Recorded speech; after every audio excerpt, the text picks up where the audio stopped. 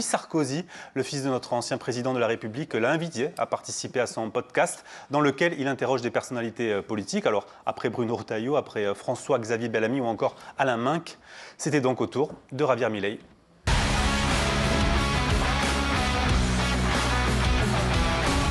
Merci, Monsieur le Président, de nous recevoir ici à la Casa Rosada, à Buenos Aires, et bienvenue sur le podcast En toute liberté. C'est un immense honneur de vous rencontrer aujourd'hui. C'est un plaisir de vous accueillir et c'est un plaisir d'être sur votre podcast, donc vous êtes plus que le bienvenu. C'est un gros coup pour Louis Sarkozy qui a réussi à décrocher cette interview exclusive de près d'1 heure à Buenos Aires.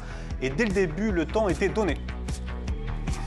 Je dois vous dire que je ressens une immense pression, non seulement parce que je vous rencontre aujourd'hui, mais parce que mon ami Yann Seliki, votre ambassadeur en France, a tant fait pour que cette conversation ait lieu et je n'ai vraiment pas envie de le décevoir. Ça promet un entretien sans concession. Celui qui est désormais éditorialiste sur RMC, mais aussi futur candidat au municipal de Menton, était en mode groupie. Vous êtes passionné d'économie, vous avez un bagage intellectuel immense. Nous savons que vous avez détruit l'inflation, réduit le taux de la pauvreté et que vous avez réussi à passer un nombre de lois tout à fait révolutionnaires. Vous savez, c'est très très intéressant que vous dites ça. C'est fascinant ce que vous dites. La métaphore est sublime.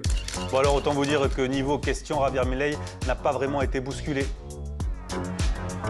Un sujet où la gauche est particulièrement violente et où c'est très difficile aujourd'hui d'avoir une conversation posée, normale, et d'évaluer les pour et les contre, c'est l'immigration.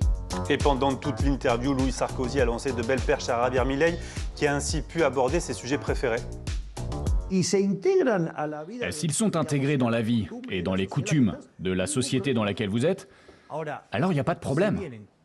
Maintenant, s'ils viennent et qu'ils triplent la population avec une base culturelle qui n'est pas celle à laquelle vous adhérez, alors c'est plus de l'immigration, c'est une invasion.